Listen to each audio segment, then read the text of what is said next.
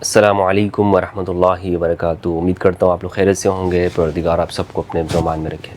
سوال یہ پوچھا گیا ہے، مفتی صاحب یہ بتائیے کیا یوٹیوب کے اوپر ارننگ کرنا، مونیٹائزیشن کرنا اس کی جائز ہے یا حرام ہے؟ اور کیا نیٹ فلکس اور امیزون کی سبسکرپشن لینا یہ کیسا ہے؟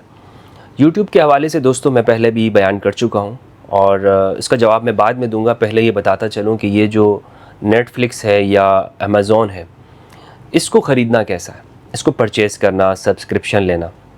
دیکھیں دوستو، اس میں اور یوٹیوب میں فرق یہ ہے کہ یوٹیوب فری ہے، مطلب پوری دنیا کے اندر یہ عام ہے اور یوٹیوب کوئی پیسے چارج نہیں کرتا۔ لیکن جہاں تک تعلق ہے نیٹ فلکس کا اور امیزون کا، تو یہ خریدا جاتا ہے جس طرح ہم دیگر پروڈکٹس خریدتے ہیں تو آن لائن خریدا جاتا ہے۔ نیٹ فلکس پر عموماً انٹرٹینمنٹ کے لیے موویز ہیں، اس کے اوپر کھیل ہیں اور دیگر دوسری چیزیں اس کے اوپر موجود ہیں۔ تو اگر ایک شخص نیٹ فلکس کو خریدتا ہے، اور یہ اصول رکھیے گا، یاد رکھیے گا اسے، یہ عام ہے، ہر وہ چیز جو آپ کو اللہ سے دور کرتی ہو، ہر وہ چیز جو آپ کا تعلق نماز سے آپ کو روکتی ہو، آپ کو روزے، آپ کو جو عبادات ہیں اس سے حائل و رکاوٹ ہوتی ہو، تو وہ آپ کے لیے جائز نہیں ہوتی ہے۔ تو اگر آپ کے لیے کوئی بھی چیز ایسی ہے کہ جو آپ کے وقت کو برباد کر رہی ہے، آپ کی نماز کو خراب کر رہی ہے اور تربیت میں بگاڑ لا رہی ہے، تو وہ آپ کے لیے جائز نہیں ہوگی۔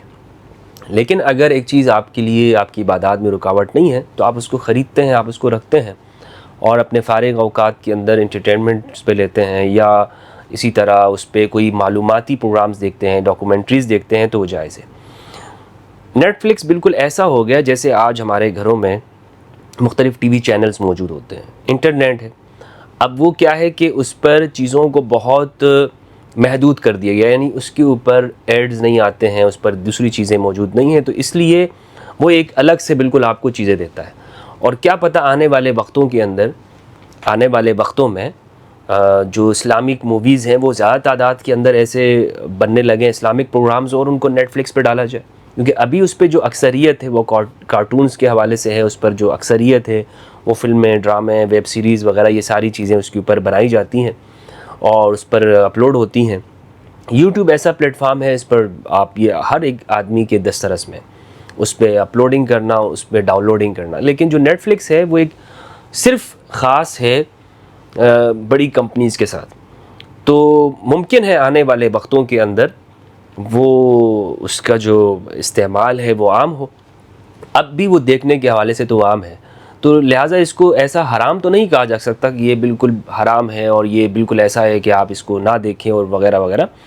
ہاں، اس کے استعمال کے اوپر ہے کہ اگر یہ اس کا جو استعمال ہے اس کے اوپر بالکل ایسا ہے کہ بھائی صبح سے شام تک ایک آدمی وہ سیریز ہی دیکھ رہا ہے، اپنے سارے کام سے نکمہ ہو گیا اور بیٹھ گیا ہے وہ وہاں پر، تو یہ اس کی صحت کے لیے بھی، اس کی زندگی کے لیے بھی، اس کے اوقات کے لیے بھی یہ خراب ہے، بلا شک و شبہ اس کے لیے پھر یہ جائز نہیں ہوگا۔ تو یہ فرد کی صورتحال کے اعتبار سے، ایک فرد کے اعتبار سے۔ اس طرح اور بھی چیزیں، مثلا اگر ایک بندہ ہے وہ یوٹیوب کے اوپر پروگرامز دیکھ رہا ہے اور نماز کا ٹائم ہے، نماز نہیں پڑھ رہا اور اپنے جو مصروفیات ہے اس سارے کاموں سے نکلا ہوا ہے، تو وہ کام اس کے لیے بھی وہی ناجائز، وہ یوٹیوب دیکھنا بھی اس کے لیے ناجائز ہوگا، بلکہ وہ کام کرنا تو وہ بھی اس کے لیے درست نہیں ہے۔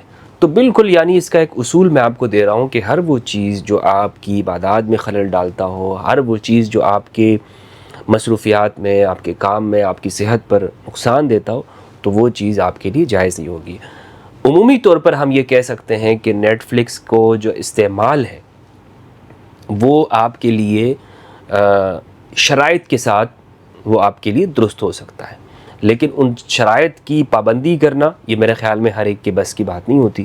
اور اگر ہم اس کو بالکل عام طور پر جائز قرار دے دیں کہ نہیں بس جائز ہے، اس میں کوئی شرط وغیرہ نہیں ہے، تو پھر اس کا استعمال تو بالکل ہی، یعنی یہ بھی ایک ایسا ہوگا کہ جسے کہا جائے کہ انصاف کی بات نہیں ہوگی۔